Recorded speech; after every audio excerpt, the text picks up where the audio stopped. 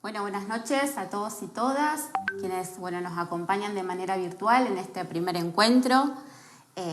Te cuento, Carolina, este es el primer encuentro de un mano a mano, que es un espacio que hemos pensado en conjunto y de manera colectiva para poder sobre todo compartir, ¿no? Compartir no solamente con militantes, sino también con el público en general que nos sigue en las redes y que por ahí les interesa saber un poco más de algunas temáticas. Así que bueno, te cuento particularmente, este es el primer encuentro de Mano a Mano, que es un espacio que también agradecerte la predisposición, porque sabes que en este contexto, de todo compartir, ¿no? Tener encuentro, no solamente con militantes, sino te cuento, Carolina, agradecerte el tiempo en las redes y has tomado para interesa saber un poco más de este primer encuentro, claro, no hace falta la presentación particularmente el protocolo que voy a dar a hacer.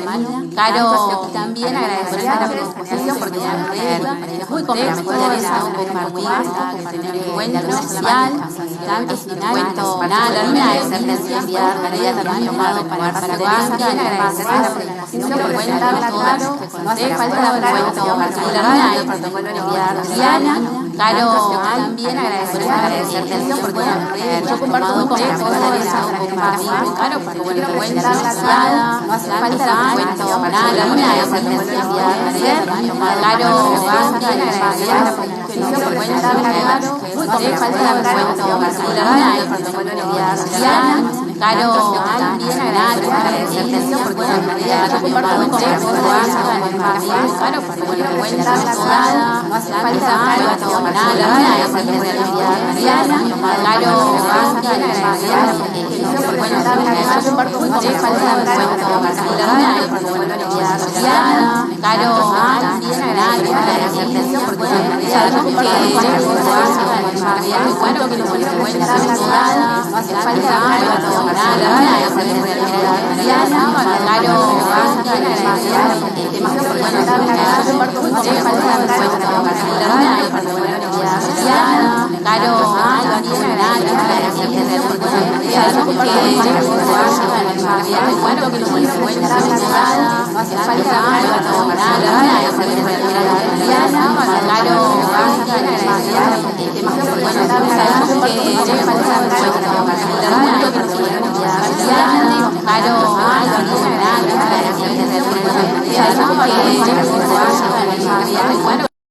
eso en la actualidad. Bueno, primero, antes de hablar de eso, quiero decirte que yo también te admiro mucho a vos, Cari, porque sos una máquina de trabajar y una mujer con mucho empuje. Y recién acabo de descubrir que sos libriana como yo. Y bueno, nada, esta cosa que tenemos las mujeres, que vamos al frente y que de repente estamos en un tiempo político y la mujer le imprime una manera de hacer a la política, de no estar fijándonos si el proyecto es de tal o de cual, sino que lo importante es el resultado, es avanzar a las transformaciones. Yo creo que hay muchos temas pendientes en el Congreso. A mí particularmente me sensibilizó lo de cannabis porque fueron un grupo de madres que vinieron a plantearnos que ellas tenían en su mayor hijos que convulsionaban por epilepsia refractaria o síndrome de Dravet o algunas otras patologías y que estaban penalizadas de 4 a 15 años, o sea, podían ir a prisión y ser consideradas narcotraficantes por cultivar una planta para hacer el aceite para sus hijos. Allí empezó toda esta lucha del cannabis y empezamos a trabajar por una ley que fue la ley que se pudo, ¿no? En el macrismo fue muy difícil avanzar en una ley completa o integral de cannabis. Entonces, por un lado, se logró que la ley diga que el cannabis, se declara de interés del cannabis como tratamiento para la salud, pero por otra parte la gente iba a buscar a la farmacia o tratar de conseguirlo de manera legal y no podía conseguirlo en ningún lado porque no estaba autorizado el cultivo. Es así como que sancionada esa ley, bueno, la reglamentó el macrismo con una mirada muy desde una perspectiva de seguridad y no de salud. Entonces, cuando asumió nuestro presidente Alberto Fernández, dijimos tenemos que volver a reglamentarla. Se derogó la reglamentación anterior, lo logramos y se trabajó mucho con el CONICET. El CONICET armó la red de cannabis medicinal con todos los investigadores de las universidades de todo el país, con todos los protagonistas, todos los médicos, profesionales de la salud. Se fue armando como toda una red en torno a lo del cannabis, muy interesante lo que pasó socialmente. Nosotros logramos culturalmente que ya no se hable más de la marihuana. Hoy la gente no te dice más la marihuana, te habla del cannabis, viejos y jóvenes. Así es. Y eso tiene una connotación positiva, porque marihuana tenía una connotación de lo prohibido, lo malo, bueno. Y hoy la mayor parte de la población que consume cannabis medicinal son adultos mayores, para sus dolencias, para sus achaques. Entonces se ha dado un proceso muy interesante social de una planta que de repente mucha gente descubrió que alivia sus dolencias, que hace bien para muchas patologías, pero con una paradoja, que en Argentina no se puede cultivar en términos comerciales, o sea, si una empresa privada quiere cultivar, hacer los productos, no lo puede hacer, porque esa ley que sancionamos no contemplaba eso. Por eso hoy estamos trabajando en el marco legal para el desarrollo productivo, para que el cannabis medicinal y el cáñamo industrial sea una industria en Argentina, que se crea una agencia en esta ley que ya tiene media sanción del Senado Nacional para expedir las autorizaciones correspondientes. Por ejemplo, vos tenés un campo, querés cultivar y te presentás como empresa conformada de manera societaria o como cooperativa ante la agencia que crea la ley, pidiendo una autorización o licencia para cultivar o para comercializar o para exportar cannabis. Esto falta todavía que lo tratemos en diputados, así que bueno, esperamos que en las próximas semanas lo estemos tratando. ¿Qué va a permitir esta ley? Que vos en la farmacia puedas encontrar cremas de cannabis de manera legal, que puedas acceder al aceite. Estos últimos días he recibido muchos llamados de madres que el medicamento, el único que está aprobado por el ANMAT para el cannabis, que lo hace un laboratorio de la ALEF, cuesta 60.000 pesos. Y nosotros creemos que hay que democratizar el acceso al cannabis. Por eso es tan importante que más allá que se produzca de manera comercial y vos puedas comprar un fármaco en la farmacia, un producto en la farmacia, vos puedas autocultivar. Y el autocultivo, a partir del nuevo decreto de Alberto Fernández, es posible. Hoy, si vos tenés un niño o un familiar con alguna patología, te anotás en el ReproCan, que es el registro de cultivadores, pones tus datos, pones el médico que te trata y te dan un certificado que te da una autorización de cultivo. Es decir, si viene la policía a allanar tu casa, vos mostrás ese certificado. Eso es muy importante, Cari, porque muchas personas no van a poder tener 60.000 pesos para comprar el fármaco y nosotros como Estado tenemos que garantizar todas las formas de acceso. Así es.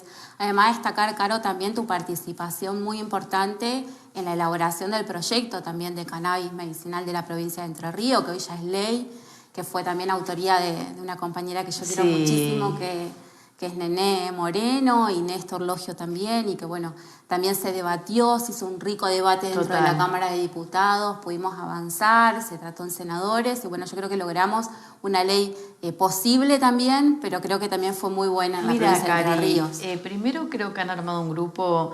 Siempre le digo a Ángel Giano, esta legislatura es maravillosa porque vos, Estefanía Cora, Mariana Farfán, Paola Rubatino, Nené Moreno, son grandes mujeres políticas y son legisladoras que tienen un compromiso social fenomenal. O sea, que Nené Moreno, que es del norte entrerriano, que muchas veces uno tiene el prejuicio de que el norte es conservador y demás, se haya involucrado para legislar en cannabis, es maravilloso porque quiere decir que uno como político tiene el oído y la escucha en las necesidades de la gente. Las madres venían desesperadas y la Nené, necesitamos el aceite. Y ella dijo, vamos a armar la ley. Y la ley se armó con los cultivadores que hoy pobres sufren allanamientos todo el tiempo. Entonces también hay que avanzar en la despenalización. Yo tengo un proyecto que lo voy a presentar en breve para despenalizar el consumo personal, porque yo creo que no puede ser delito cultivar una planta. Yo creo que hay que perseguir, la policía tiene que perseguir el delito al femicida, al que mata, pero no al que cultiva una planta. Eso no puede ser un delito, eso ya es anacrónico. Entonces necesitamos modificar esa legislación para que no haya una persecución por portación de caro de rostro, porque el joven que tiene determinado poder adquisitivo, el padre tiene un abogado que le pone y no tiene un proceso penal. Sin embargo, los jóvenes de mayor vulnerabilidad terminan yendo a la cárcel por un proceso, por tener tal vez un cigarrillo de marihuana. Y la verdad que no me parece que esté bien. Y es un debate que nos tenemos que dar como sociedad. Totalmente. Yo creo que el Estado tiene que estar para acompañar y para cuidar, no para perseguir y criminalizar. Así que bueno. Comparto con vos, Caro. Hay uno de los temas, particularmente yo sé que vos estás muy involucrada, hace unos días estuviste también participando en una ronda con militantes vinculados a la agenda de ambiente, organizaciones también, que bueno, es el tema de esta agenda ambiental, ¿no? Cómo se está dando esta discusión, que no solamente se da en la agenda hoy política, en la agenda legislativa, sino que en realidad nace como una agenda social. Entonces, sé de tu compromiso con la temática, la comparto también, la sostuve muchísimo también en la Cámara de Diputados y Diputadas de la provincia de Entre Ríos, y yo creo que es algo que tenemos que seguir trabajándolo de manera en conjunta con todos los actores de la sociedad. ¿Cómo pensás vos en materia ambiental que se puede dar mayores debates en el Congreso? Bien, yo creo primero, Cari, de todo, y en esto, digo, pensamos muy parecido con vos. Hay que hablar de todos los temas, sin tapujos, ¿no? Porque yo me acuerdo cuando presidí la Comisión de Salud, yo le dije a mi equipo, le digo, vamos a hablar y hacer una reunión sobre agrotóxicos. No, Caro, te van a matar, que de aquí, que de allá. Hay que dar los debates seriamente y llamar a todas las partes, porque hay que encontrar soluciones integrales a los problemas. Y creo que hay que concientizar sobre el cuidado ambiental. Cada ley que nosotros saquemos o cada política pública tiene que estar pensada en clave de ambiental, de cuidado ambiental, así como lo de la perspectiva de género está implícito ya, ¿no? Uno hace una norma y está... Ya lo tienen incorporado. Exacto, uno ya lo tiene incorporado. O natural o por una cuestión de compromiso. Sí, también, es verdad, porque muchas veces ya sabemos lo que pasa, ¿no?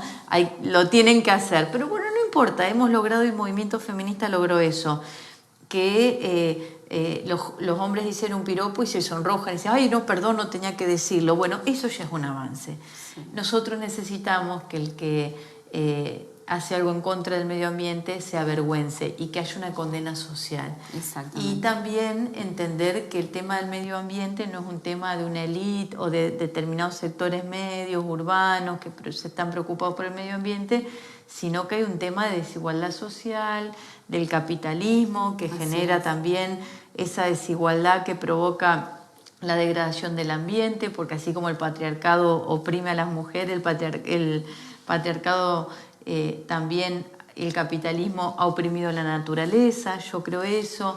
Entonces tenemos que empezar a darle como un trasfondo y un debate más profundo a lo del ambiente que lo que hemos venido hasta ahora hablando. Hasta ahora hablamos de, bueno, la conciencia ambiental, qué cuidados concretos. Bueno, el trasfondo es político, porque detrás de lo ambiental hay un sistema capitalista que quiere más rentabilidad a costa de cualquier cosa. Así es. Y en esa nos llevan puestos los países más pobres, porque toda la mugre viene para el sur, toda la degradación es nuestra. Y ellos limpitos, ¿viste? El país con mayor industrialización y mayor PBI, que es Estados Unidos, es el que más emisión de dióxido de carbono tiene, y hace un montón de años pasa esto y no han firmado el protocolo de Kioto porque no lo pueden hacer porque están en falta. Y sin embargo, bueno, son debates profundos que nos tenemos que dar. En el Congreso avanzamos en varias leyes. Una es la ley Yolanda, que es el equivalente, bueno, a la ley Micaela, pero en materia ambiental, para concientizar a los trabajadores del Estado y a los funcionarios públicos. Otra es la ley de educación ambiental integral, para educar desde las escuelas en conciencia ambiental. Y la ley de manejo del fuego, que penaliza a aquellos que produzcan incendios intencionales en los campos y no los deja que allí se edifique por 60 años. Creo que son leyes importantes, pero yo también creo, Cari, que podemos hacer leyes buenísimas, pero si no hay... Las leyes no tienen encarnadura social, y si no tienen legitimidad, es muy difícil que se cumplan. Entonces yo puedo hacer una ley maravillosa diciendo que hay que cuidar el medio ambiente. Ahora, si nosotros no empoderamos a los niños, a los jóvenes, damos los debates que hay que dar y logramos conciencia ambiental real, y que el movimiento ambientalista salga a las calles como ni una menos y se construya y fuercen a que esté en la agenda pública, está en la agenda, pero está como que, bueno, los jóvenes quieren discutir los temas ambientales. No está como una cosa como el tema género, que lo metimos tuvo la agenda y empezó a ser indiscutido. Esto tiene que poder ser indiscutido en un par de años. Me parece que vamos hacia ese camino. Y además yo creo que la ley Yolanda, como la ley que decías vos de educación ambiental integral, es un puntapié inicial para eso, en definitiva, porque la incorporación de la perspectiva ambiental en el diseño de las políticas públicas y en la ejecución de las políticas públicas es fundamental, porque quien gobierna debe entender también que la incorporación de la perspectiva ambiental es necesaria. Y el trabajo, como decís vos, con las infancias, con la adolescencia, es necesario, y yo creo que la ley de educación ambiental integral va a ser también un puntapié inicial para poder trabajar desde la cuestión, sobre todo desde la comunidad y desde la sociedad. Queda la ley de humedales, obviamente, que tiene giro a muchas comisiones, y bueno, es un tema también muy discutido, tuvo dictamen de la Comisión de Recursos Naturales, pero bueno, vamos a tratar de que salga. Es una ley importante, sabemos que hay una militancia activa, la Asamblea de Paraná que está organizada pidiendo esta ley que proteja, y sabemos también que hay intereses económicos, y creo que lo productivo tiene que pensarse en clave de ambiental en términos de un desarrollo sustentable, porque cuando uno piensa el COVID y piensa un montón de cosas que vivimos, tienen que ver con la degradación del ambiente, la deforestación. Totalmente. Todo tiene que ver con todo, ¿no?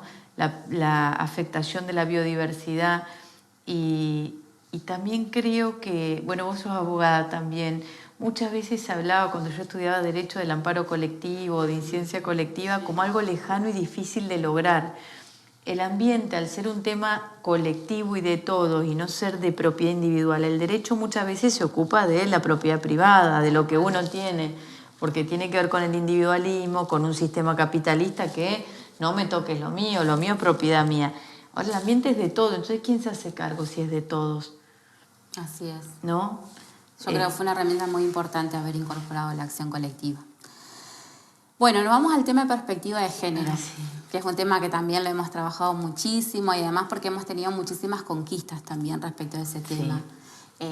Sobre todo con este gobierno, como decías vos, de nuestro presidente Alberto Fernández también. Si bien es un tema que se venía trabajando, yo creo que se fortaleció y se lograron conquistas muy importantes. El tema particularmente en Entre Ríos, quiero hacer mención también, a la cabeza también de esta lucha que la ha llevado nuestra vicegobernadora, Laura Estrata también, que ha sido una de las que impulsó junto con todas las compañeras el debate de la paridad integral que hoy es ley en la provincia de Entre Ríos, y que modifica el esquema, yo siempre, y el tablero de juego en la provincia de Entre Ríos, sobre todo, no solamente en la dirigencia política o quienes estamos en la política, sino también ha sido una modificación de cómo entendemos que estamos organizados como sociedad, ¿no? El tema nosotros tenemos el presupuesto con perspectiva de género, que se trabajó muchísimo en Nación también. El primer presupuesto con perspectiva de género se presentó este año.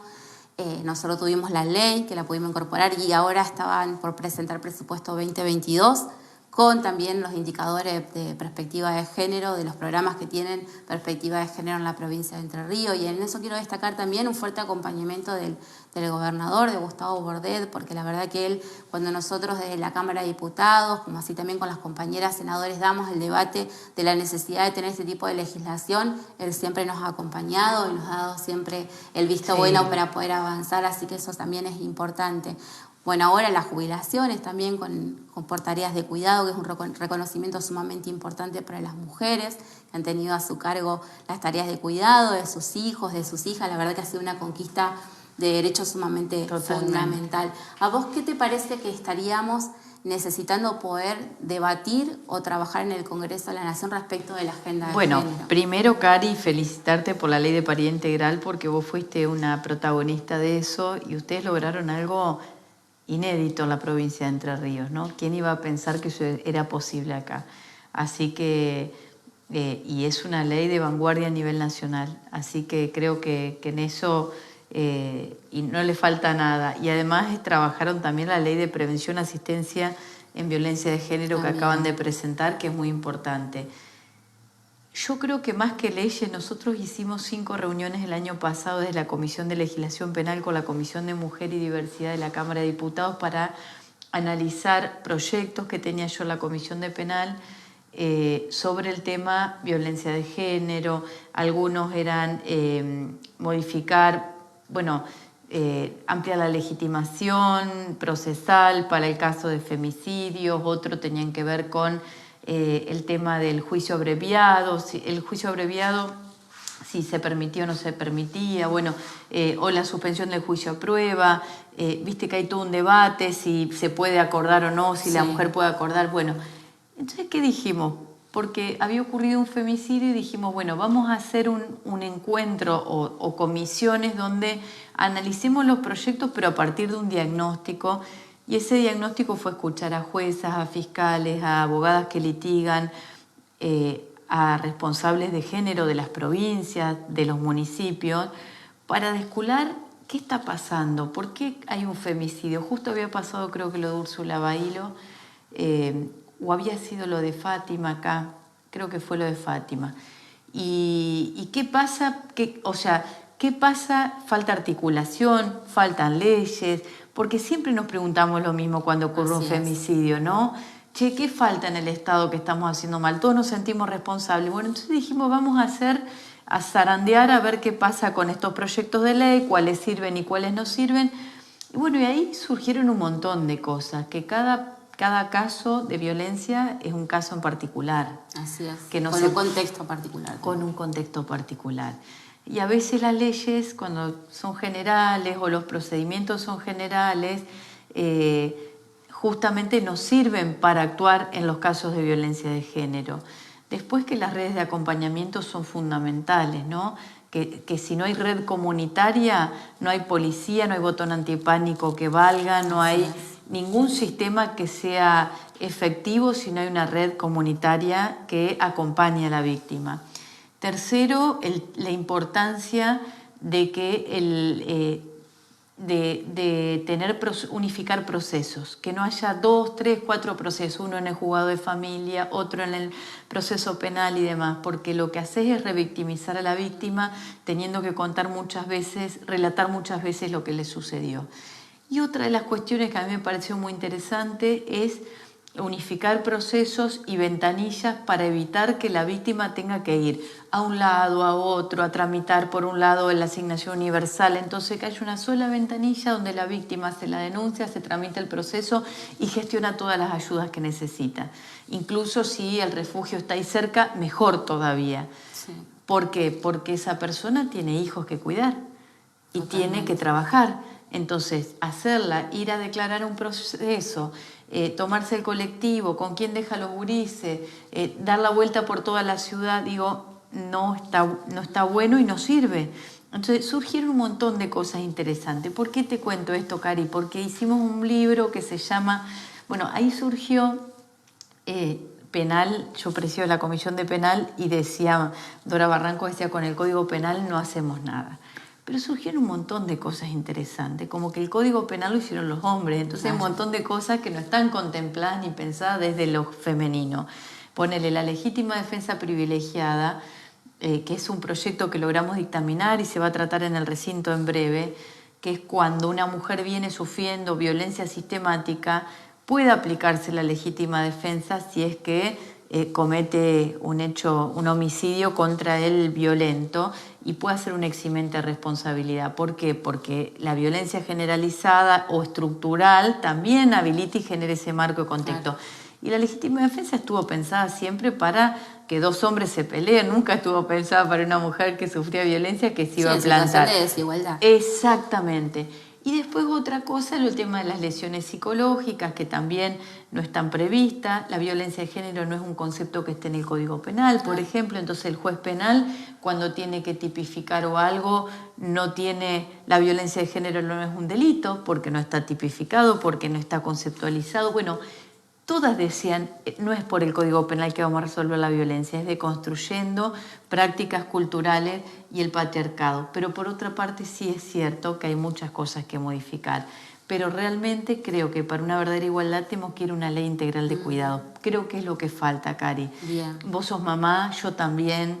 Y hoy recién hablábamos antes de arrancar el tema de los jardines, de la maternidad, o sea, para que nosotras estemos en igualdad de condiciones necesitamos estar tranquilas, trabajar tranquilas y que nuestros gurises estén cuidados, estén motivados o incentivados en espacios de cuidados, y para nosotras es muy importante eso, y el Estado tiene que dejar de ser algo del dominio de lo privado y pasar a ser del dominio público, ¿no?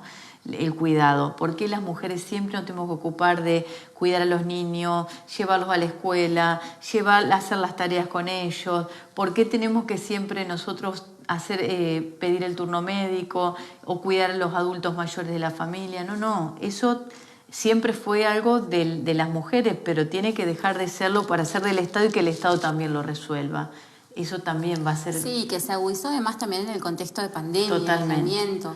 Cuando se dio esa situación de aislamiento, que ingresábamos en realidad en el aislamiento, nosotros presentamos un proyecto de ley con Pepo Cora, que era el de una campaña que la provincia iba a generar de, sobre todo, visibilización y concientización en la importancia de la equidad en las tareas de cuidado, que es un poco lo que venías apuntando, Caro, ¿no? Qué importancia de entender la participación equitativa en la corresponsabilidad, en definitiva, de las tareas de cuidado, y que no recaiga solamente, en este caso, en parte de las mujeres, y que se agudizó, por supuesto. Totalmente. Logramos tener la ley, bueno, así que estamos trabajando también para ver si podemos trabajar con esa campaña. Y las licencias también, hay que revisar eso a nivel nacional. Bueno, hay todo un trabajo que está haciendo, yo creo que nuestro presidente. Creo que Argentina ha avanzado mucho en tema de materia de género, y nuestro país es mirado, me lo contaba un amigo que trabaja en la Cancillería, nuestro país es mirado como un faro en materia de género. El Ministerio de Mujeres y Diversidad ha hecho un gran trabajo, ha abierto muchas puertas y ha generado y construido conceptualmente muchos programas interesantes. Y de repente, por ahí lo que falta un poco, me parece, es la territorialidad, ¿no? Respuestas más concretas en el territorio. Exacto. Porque yo que siento que viene la mujer que sufre violencia, o lo mismo la salud mental que te hablaba el otro día, y nos falta poder dar respuestas efectivas desde el Estado, ¿no?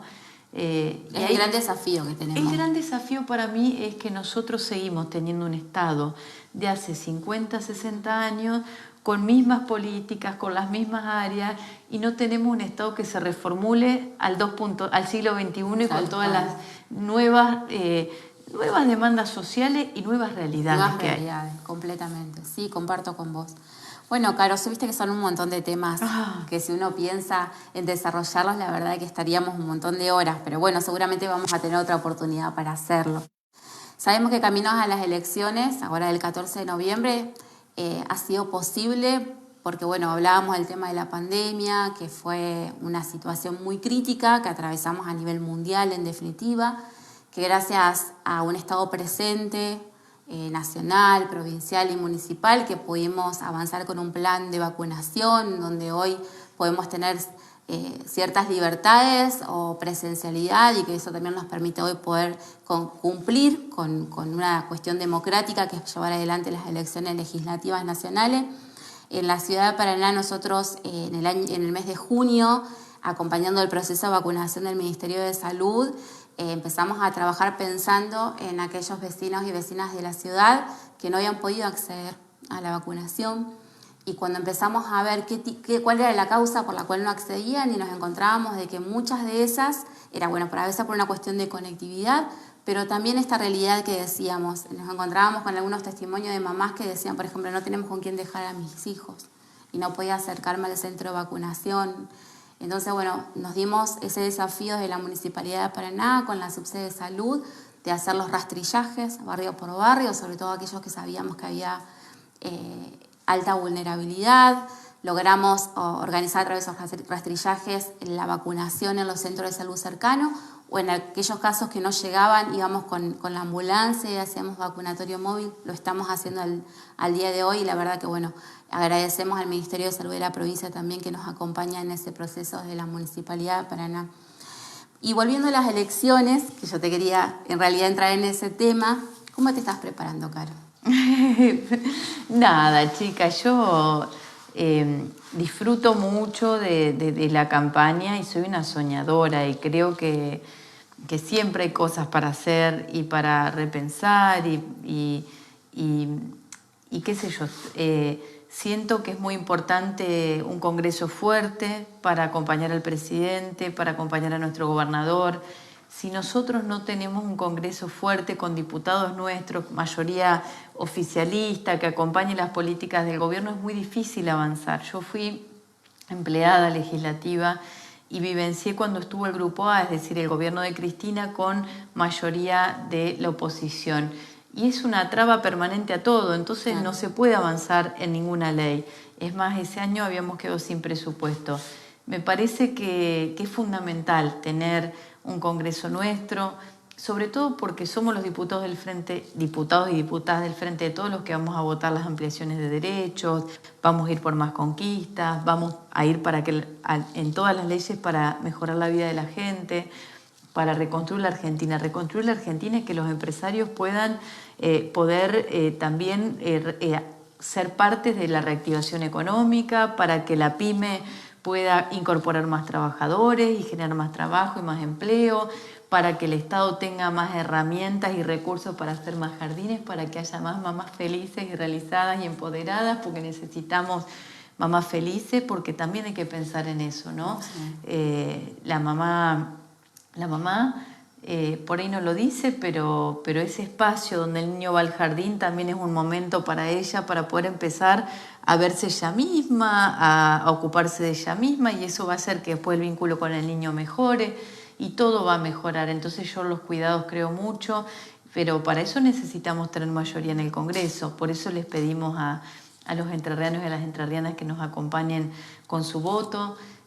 Para nosotros esta campaña particularmente, yo llamo a la memoria también de lo que fueron los 4 años de Macri. A mí me tocó presidir la Comisión de Salud de la Cámara de Diputados cuando Macri comenzó su gobierno, y era los jubilados llamando todos los días con cartas de reclamo porque cortaban los medicamentos gratis, se caían las pensiones no contributivas, se cortaba el plan Remediar, que era un plan muy exitoso que permitía que todos los centros de salud del país reciban la medicación para que aquel vecino que vaya al centro de salud se vaya con el medicamento a la casa y no tenga que ir a comprarlo. Bueno, un montón de políticas que se discontinuaron, ni hablar de todo lo que fue educativo, se cortaron las becas Bicentenario, el Progresar, el Conectar Igualdad, todo eso se cortó y realmente cuesta mucho construir y poco destruir. Entonces, ahora están hablando la oposición, Cambiemos, bueno, Frigerio, que es Macri, porque fue el principal ministro de Macri, que es nuestro candidato de la oposición acá, habla de quitar la indemnización. Y si se animan a hablar de que su propuesta es quitar la indemnización, es porque se van a animar a quitar el aguinaldo y porque se van a animar a quitar las vacaciones. Entonces, nosotros tenemos que anticiparnos a esas políticas que sabemos que son lo que ellos realmente piensan y realmente lo van a hacer si son gobierno. Entonces, después lamentarnos no va a servir de nada, por eso hay que anticiparse. Y además, Frigerio fue ministro de Macri, fue parte del endeudamiento y fue parte es responsable de que no se haya construido una sola vivienda en Entre Ríos, que se hayan paralizado obras importantes como la Autovía 18 y que además el Hospital de la Baxada, que es emblemático acá en la ciudad de Paraná, y vos lo sabés, Cari, mejor que nadie, haya estado cerrado durante 4 años en el macrismo. Un hospital de primera línea, de primer nivel, que fue encontrado con cajas de respiradores guardadas sin abrir y ya vencidos cuando se pudo recuperar a partir de la presidencia de Alberto Fernández. Entonces creo que hay que apelar a la memoria, no hay que enojarse con los vecinos que no nos acompañaron y hay que decirles que vamos a mirar para adelante y que hay que dejar el pasado atrás. Y el pasado es Macri y es Frigerio. Y el futuro es Alberto y Cristina y obviamente Bordea acá en Entre Ríos. Se abre una puerta para que otras compañeras que seguramente nos van a continuar también van a tomar la posta. Sí. Bueno, Caro, la verdad que te deseamos muchísima suerte. También convocar a los compañeros y compañeras que nos están siguiendo y sobre todo porque hay mucha gente también que nos sigue en las redes y que a veces no está vinculada a la política. Y que, bueno, es importante que vos dejes ese mensaje que era lo que nosotros nos interesaba. Y que la política es para todos y que a veces yo me pregunto también el que quiere participar políticamente, ¿cómo hace para participar? ¿Dónde toca una puerta? El otro día me encontré con las chicas de Futura que me encantó, porque hablamos un montón cosas interesantes como el tema de las nuevas categorías, ¿no? Porque el peronismo sigue repitiendo muchas veces frases hechas o el dogma y las 20 verdades y un montón de cosas que, bueno, pasaron más de 60 años, muchos jóvenes no conocen a Perón, no conocieron y bueno, yo por supuesto que tampoco. Entonces hay muchas categorías que tenemos que repensarlas en esta nueva era. Y no significa bajar las banderas, significa poder repensarlas para ayornarnos y conectar con las nuevas generaciones. Si no, las nuevas generaciones nos miran como bichos raros, esto de qué están hablando, y no hay un lenguaje que empatice con ellos. Entonces, y ahora, bueno, hay como una militancia más segmentada del medio ambiente o el género. Entonces, bueno, tenemos que poder también escuchar más. Y bueno, yo un día me acuerdo que fui a la noche de los museos, estaba Beto como vicegobernador, y me llamó mucho la atención un pizarrón donde habían puesto cuáles eran las cosas que le interesaban a los jóvenes. Sí. ¿Vos te acordás? Sí. Y vos sabés que los que entraban en la noche de los museos dejaban papelitos. Me llamó la atención, era aborto, era el tema del maltrato animal, el tema del medio ambiente, el tema de la ESI.